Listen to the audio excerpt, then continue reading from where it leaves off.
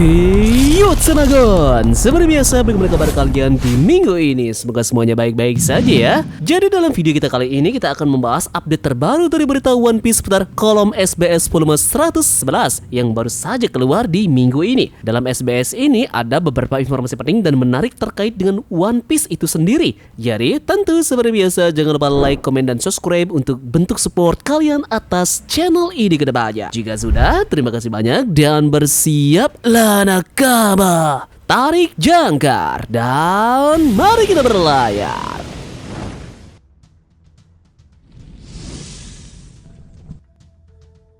Sebelum memulainya, Tambogan akan jelaskan dulu bagi yang belum tahu kolom SBS, ini merupakan kepanjangan dari Shimutsu no Bushishuru dalam versi Indonesia yang berarti silakan bertanya sepuasnya. Di sini Eiichiro Oda akan menjawab pertanyaan yang dikirimkan oleh para fansnya di penjuru dunia. SBS volume 111 ini kita mulai dengan informasi terkait dengan yang terungkap dari manusia ikan. Ada seorang fans yang bertanya, "Aku ingin tahu reaksi dari Arlong setelah Jinbei memutuskan untuk bergabung dengan kru bajak laut topi jerami." Dan tentu jawaban khas dari Oda Sensei digambarkan dalam satu gambar penuh ini. Fun fact yang kita ketahui adalah Jinbei awalnya memang adalah salah satu dari kru bajak laut Matahari, pimpinan dari Visor Tiger. Dia adalah anggotanya bersama dengan Arlong. Masalah muncul pada saat mereka keluar dari bajak laut tersebut, di mana prinsip dari Arlong ini adalah sangat membenci manusia dan tak mau terikat dengan ras manusia.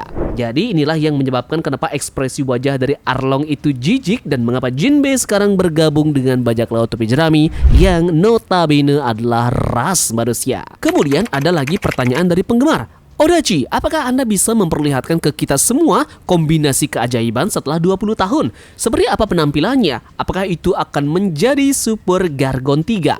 Nah, bagi yang belum tahu konteks dari pertanyaan fans ini, Tambogan akan jelaskan. Ini adalah pertanyaan sebelumnya di SBS volume 33, di mana sebelumnya para penggemar bertanya bagaimana bentukan dari manusia yang memiliki ciri khas masing-masing dari tiap kru bajak laut topi jerami. Oda Sensei pada saat itu menggambarkannya seperti ini dan dia memberikan nama Gargon. Nah, selama 20 tahun berlalu, ada penggemar lagi yang bertanya di kolom SBS ini dan mempertanyakan apakah dengan pertambahan kru di bajak laut topi jerami, bagaimana bentuk dari Gargon sekarang dan apakah namanya sudah berubah menjadi Super Gargon? Yep, dan kemudian inilah penampilan terbaru dari Gargon. Ada penggemar yang bertanya terkait dengan salah satu Shichibukai yang dikalahkan oleh Ace yang bernama Hanafuda. Dia bertanya apakah orang ini adalah bapak dari Ulti dan juga Peguan. Yep, Oda Sensei menjawabnya. "Kau bicara tentang orang itu yang dimana dia adalah mantan pangeran laut yang dihancurkan oleh Ace. Tapi apa yang benar-benar ingin kalian tanyakan adalah hubungan antara Hanafuda dan juga Kaido kan? Yep, sebagai bajak laut, mereka pernah bertentangan di masa lalu.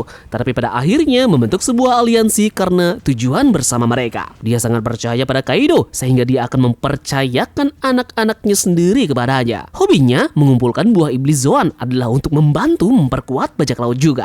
Hanafuda adalah salah satu dari banyak orang yang terpesona oleh kekuatan Kaido dan memberikan segalanya untuk membantu menaiki tahta Raja Bajak Laut. Kemudian setelah dikalahkan oleh Ace dan diusir dari Panglima Perang, dia pun dibunuh oleh para bajak laut yang dia jadikan dendam saat dalam perjalanan menuju anak-anaknya. Jadi overall terjawab sudah, bapak dari Peguan dan juga Ulti memang adalah Hanafuda.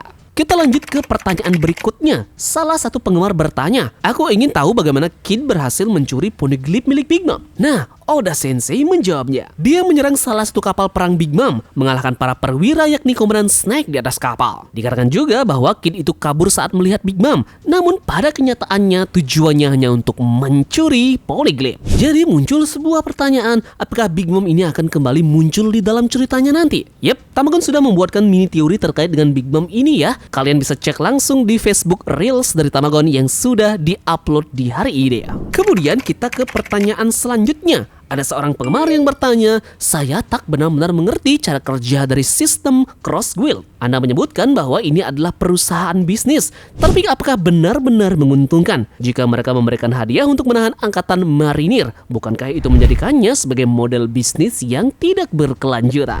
Oda Sensei menjawabnya, Cross Guild sendiri tidak mendapatkan uang dengan menghancurkan marinir. Hadiah-hadiah yang muncul memang ditetapkan oleh Cross Guild sendiri. Mereka adalah organisasi yang mengendalikan hadiah para marinir, namun sumber pendapatan mereka yang sebenarnya berasal dari sesuatu yang lain. Cross Guild pada dasarnya adalah adalah underground bisnis yang memberikan hadiah. Tetapi pada saat yang sama juga mereka memiliki usaha komersial lainnya. Mereka mungkin saja mendapatkan keuntungan melalui kegiatan seperti pekerjaan tentara bayaran, jasa keamanan, dan keterlibatan dalam transaksi pasar gelap. Nah, ternyata Crossquill ini mendapatkan beberapa uang dari pasar gelap. Yang kita ketahui semua bahwa dunia bawah memiliki luang lingkup yang besar dalam istilah keuangan, baik itu dalam perdagangan senjata, obat-obatan terlarang, maupun hal yang bisa dianggap ilegal untuk diperjualbelikan di sana. Kita mungkin akan mendapatkan informasi ke depannya terkait dengan broker-broker yang mendiami dunia bawah ini, seperti yang kita lihat pada saat kejadian yang ada di Dressrosa dan juga di Panghazard. Ada pertanyaan lagi dari pembaca. Jika semisal Luffy memiliki 6 satelit seperti layaknya Vegapunk, bagaimanakah bentuk dari ke-6 satelitnya nanti? Yep, dan kocaknya inilah gambaran dari satelit yang dimiliki oleh Luffy. Di sini terlihat penggambaran semuanya terlihat persis seperti York dan hanya satu yang benar-benar mirip dengan Atlas. Jadi ini diibaratkan karena Luffy yang gemar sekali makan dan itu mewakili York yang juga punya kegemaran yang sama. Ini berarti Luffy tak punya sifat dari Shaka yang berwibawa, Lilith yang jahat, Edison yang jenius, dan juga Pythagoras yang bekerja keras. Kita ke pertanyaan berikutnya. Orochi-san, dalam chapter 987, apakah bajak laut Roger dan Oden melihat Tequila Wolf atau serigala Bourbon? Kemudian, apa nama planet yang dijelajahi oleh Luffy dan juga yang lainnya? Yep, Oda Sensei pun menjawab bahwa planet dari dunia One Piece sendiri diberi nama planet biru, dan jembatan yang Oden lihat bukanlah Tequila Wolf. Kita ke pertanyaan lainnya. Apakah ada nama gaya rambut naga langit yang seperti pisang? Oda menjawabnya tidak ada nama resmi untuk itu dan mereka tidak benar-benar bicara tentang itu. Namun, gaya rambut Celestial Dragon disebut sebagai pembuka mulia karena terlihat seperti pembuka anggur dan mudah diingat. Lanjut ke pertanyaan soal Jinbei. Ketika Jinbei menyikat gigi, apakah dia menggunakan sikat gigi dengan ukuran biasa? Bukankah sulit dilakukan dengan sikat gigi normal? Orochi menjawabnya, Jinbei menyikat giginya dengan sikat scrub, tapi dia dengan hati-hati menyikat taring besar. Setiap minggu giginya pun mudah tumbuh kembali. Dan pertanyaan terakhir pada SBS ini, Oda Sensei, jika bisa memakan 2 buah iblis, yang mana yang akan kau makan? Aku ingin punya buah suke-suke dan juga buah goro-goro. Oda menjawabnya, buah suke-suke itu pasti dia pilih, dan buah wapu-wapu adalah putusan objektif. Itu tentu agar aku bisa menyelamatkan orang, dan itu adalah alasan nominalnya. Yep, jadi bagaimana menurut kalian dengan SBS terbaru ini? Manakah pertanyaan favorit yang kalian pilih di sini? Yep, terima kasih sudah menonton ya. Dan ingat, di minggu ini kita mendapatkan chapter terbaru dari manga One Piece. Jadi bersiaplah. Sekian dari Tamagon dan turunkan jangkar. Mari kita berlabuh.